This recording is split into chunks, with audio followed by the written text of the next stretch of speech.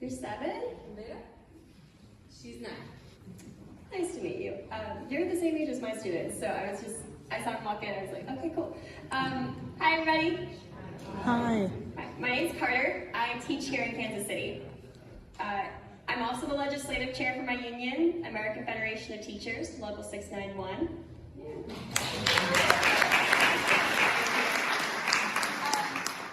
That's actually not what I set out to do when I packed up my car, sent an email to my boss saying, please don't ever talk to me again, and left my cushy office job in DC to drive out here.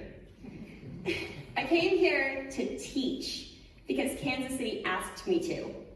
Putting out ads and creating incentives to bring in young, passionate, qualified professionals who would fill the gaps an unmitigated teacher shortage has left in our schools.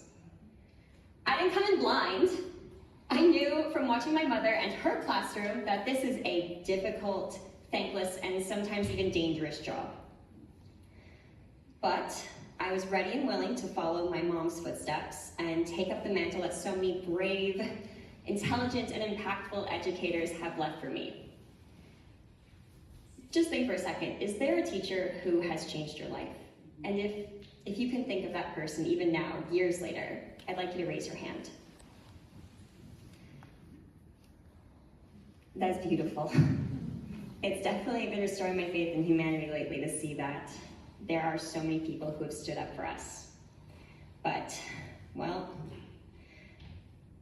I put aside everything so that I could teach children like one of my current students, a bright, happy little girl with a smile so big on her round little 6-year-old face every morning that I can't help but smile back, no matter how tired or stressed I am, because let's be real, I have a kind of stressful job.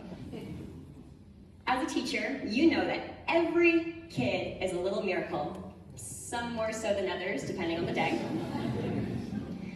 But when they walk through my door, they come in carrying different degrees of love, attention, and learning. And our job is to give them as much as we can of whatever it is that they need, so that next year, the next teacher can do the same, and again and again. And at the end, you'll have a person who can leave these school doors and be prepared to handle whatever may come. This little girl, though, in my class right now, I can just see how much love she carries into my classroom with her every single day. She comes in each morning, her clothes all very neat, all matching from head to toe in various shades of pink, her favorite color.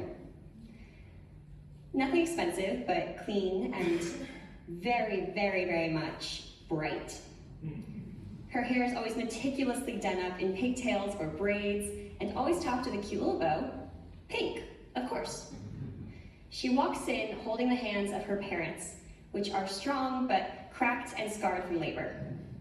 I see the way that they have patched and sewn their discolored work pants again and again, pairing them with rotating shirts from a mix of several laborious jobs that they push through night and day without fail, all to provide for their daughter, who they look at like she is the greatest gift in the world.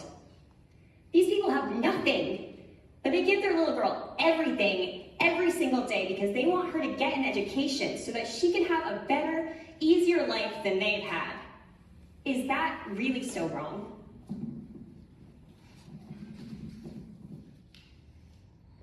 As that little girl's teacher, I wish I could ask Roger Marshall why he doesn't believe that she deserves that education.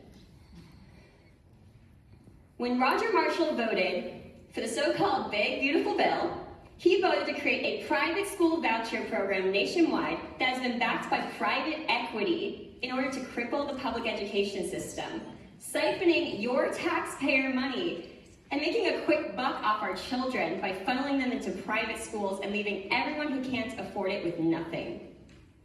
Where is he to answer for that now? When Roger Marshall voted for the Big Beautiful Bill, he voted to cut SNAP benefits. As a teacher, I can't help but do the math.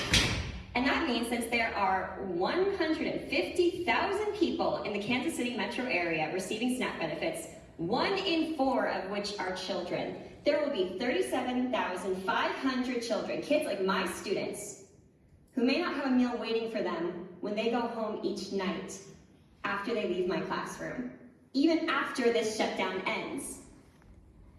wish he were here so I could ask him if he ran the same numbers I did, and if so, what possible justification he had for this horrific failure of humanity. When he cast his vote, he also decided to cut down education at the root of what makes it possible, the educators. People like myself, my colleagues, my mother, who are in classrooms every single day trying to build up the future generation, who would die for our students, who have been asked to take on the burden of every societal failure that is reflected in our classroom and shoulder them as best as we can so they don't fall on your children. He created caps to student loans and borrowing that'll make it so that anyone who wants to teach will do so while knowing that they won't be able to afford the sky-high debt payments after their college graduation. In these states, which pay starting teacher salaries at the lowest rates in the country, who will be left that is willing to pay $1,500 a month in debt repayment, all for a degree that doesn't give them enough money to actually make that much in one of their bi-weekly paychecks? 3 in 5 new teachers leave the profession in the first 2 years already. His quote saying that we have failed our children, that's not wrong, and it's not because we've been funding education.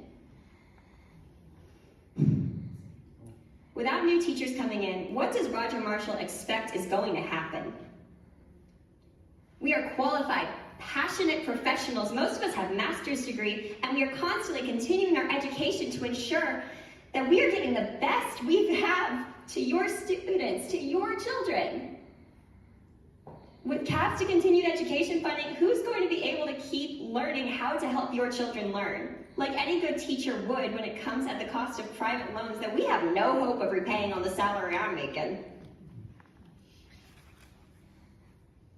Right now, per national Common Core standards, the same thing every single student in second grade in this country should be learning, I'm in my classroom every day during social studies time teaching my students the core principles of our democratic system. I teach them that government officials are voted into office by their constituents to represent them and fight for the needs of their communities. But as far as I can tell, Roger Marshall isn't representing anyone here by voting to take away affordable healthcare and food for the most vulnerable among us, like my students. Raise your hand if you feel like you're being represented.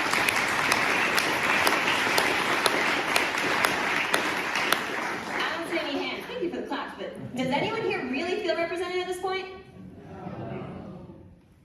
I teach my students that the foundation of our country lays in a system of checks and balances, but Roger Marshall in his actions and inaction in Congress has stepped away and allowed the power of the purse to be handed over to a president who lays tariffs and illegally uses and withholds funding that Congress allocated for our people for his own personal gains. Funding like the Department of Education.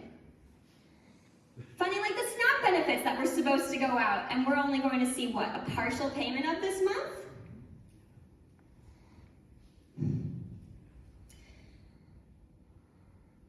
Roger Marshall has allowed the power to declare war to be taken from the people's representatives in Congress and given to a man who would declare war on Marshall's own constituents without batting an eye, just as easily as he has been sending ICE after my students and their families.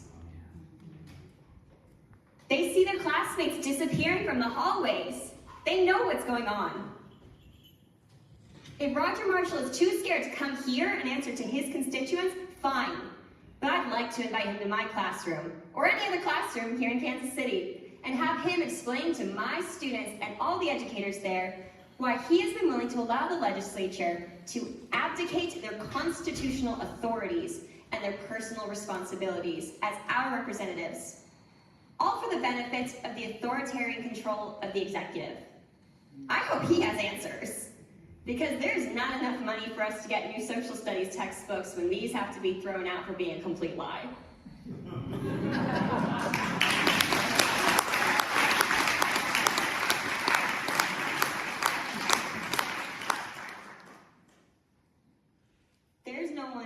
Who's going to be left eventually to teach about the democracy that gave him his seat in the first place. My students, they can't fight for themselves yet. So it's up to us to make sure that they have the education to help them stand up for their communities themselves when they're older, hopefully a long time from now.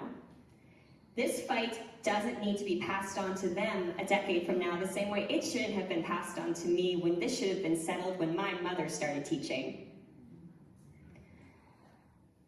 We, all of us here, can fight for things like in Missouri right now, the Right to Education initiative that aims to guarantee free and equal public education as a right. Or we can keep standing with the unions that are fighting for fairness and justice, not just for the educators in our school buildings, but for the teachers as well.